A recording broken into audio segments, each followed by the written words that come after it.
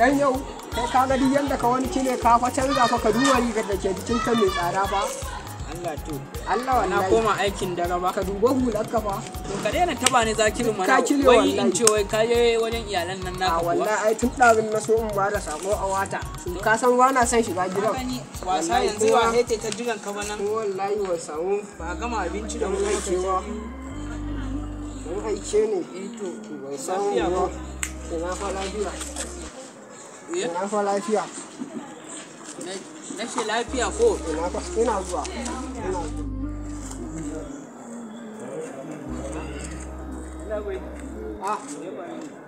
Wallahi lafiya na gani ka. Wallahi wasu kuɗi ne yayi alaran ma. Wallahi Kamar nawa ne? kuɗin nan ina tunanin za su kai 3,000 da naira 70. Ɗan 10 guda biyu 50 ɗaya. Ka tsince su?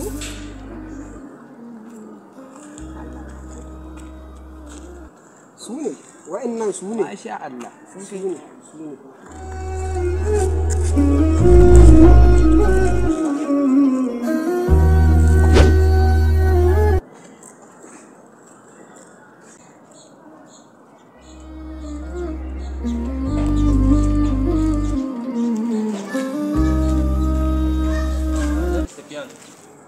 Alhaji Safiyan, to mana kai kana ganin mutane ba ka wannan kaman baka ga mutane ba. Dai goyo ba.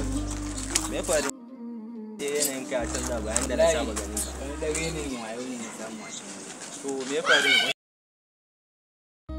Ya yadda kuɗi mutumin nan na tsinta bai na ba shi ko godiya bai min ba haka ake. Harka ji kada mu je in baka wani labari mu je.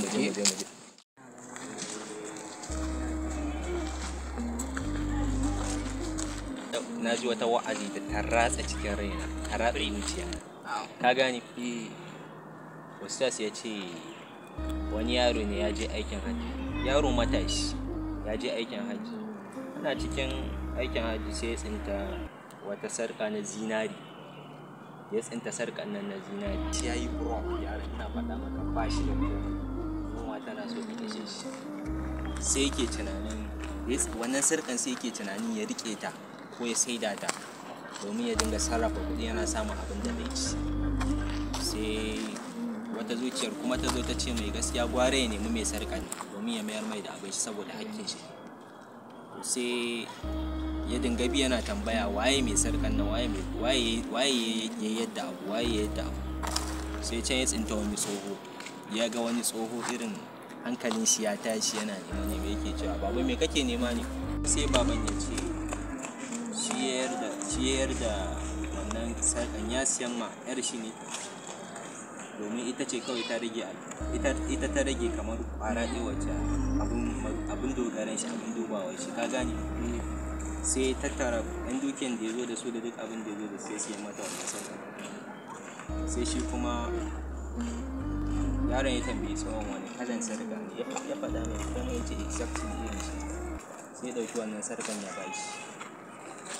Saboda jin daɗi ya yi na mayar mai da saƙon da wannan abin da ya tsinta, sai wuce ma ko godiya bai mai yaran nan.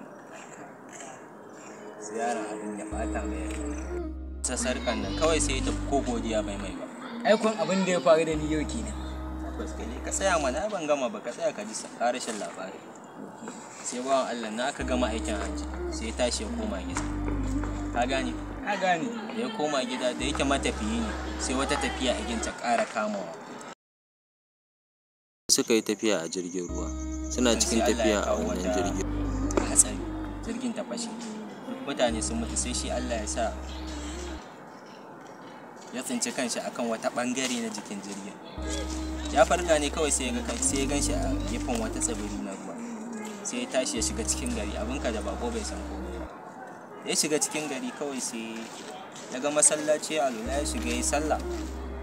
Kai sallah da shi ya kai idan masu tafiya gida kowa ya tashi ya tafi, shi kuma da yake ba inda za shi kawai ya kwanta a fulo da jakan shi. Ya yi baccin shi a wajen. Bayan ya gama bacci an zo sallan asuba sai ladon ya zo buɗe masallaci da sauti na tashi na karatu na Qur'ani. Sai ya buɗe ya ga bako ne a ciki. suka idar da sallarsu sai suka ce ya kamata su yi magana akan bakon. Aka kira bako ya zauna aka ce daga ina kai, ya ba su labarin duka abin da ya faru A to Z. Suka ce tabbas to zai musu wani alfarma, ya ce me zai hana tunda shi bako ne wa ya sani ko me suke so zai musu. Mutanen nan suka ce ma malamin dama suna da karanci ilimi a wannan ƙauyen nasu, in dai zai dinga koyar da 'ya'yansu sai su dinga biyan shi. Ce good zai sai ya fara yana koyar da 'ya'yansa a hankula, yana koyar da 'ya'yansa a hankula. To 'ya'yan nasu suna samun ilimi yadda ya dace, suna jin daɗin abin da mutumin ne yake musu.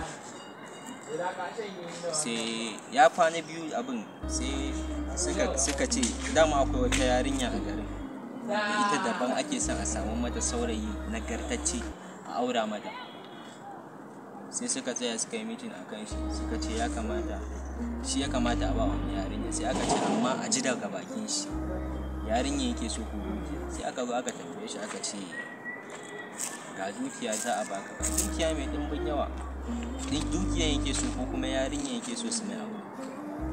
To wanne ya zaɓa daga ciki? Sai ya ce shi yarinyar ne yake so. Sai suka haɗe yadda za su yi, suka haɗa suka ɗaura mai auren yarinyar. Ka gane? Da suka ɗaura mai auren yarinyar ranar farko ustaz ya ce abinka da gauro. Gauro ya saba yin fulo da ya saba yin fulo da jakan da yake wannan. Ranar goro yana tashi ya shiga daki, ya ga daki man malam daki ba aka ce gauro hajjiri shi. Mutumina ya shiga ya ga matan nan ta kai yadda ake so. Sai ya tsaya ya tsira mata ido, daga ya tsira ma wuyanta ido yana ta kallo. Ta tambaye shi ha'a mai gida me ya faru? Ya ce dan Allah in tambaye ki mana. Ta ce ina jin ka. Ya ce wannan sarƙa ne kika same shi. Ya ce Allah sarki labari mai tsawo. Wannan sarƙa mahaifina ne ya siya. Ya ce a ina? Ya ce sanda ya je aikin hajji. A wani shekara ya faɗa mai the same shekaran da suka haɗu da wannan mutum. Abin ya bashi mamaki.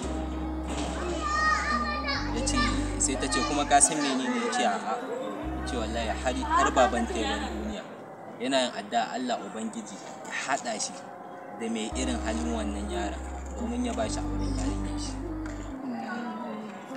Sai ya ce kin san menene? Ta ce a'a sai ka faɗa duk abin da na ce miki zaki yadda. Ta ce ina ji. Ya ce ni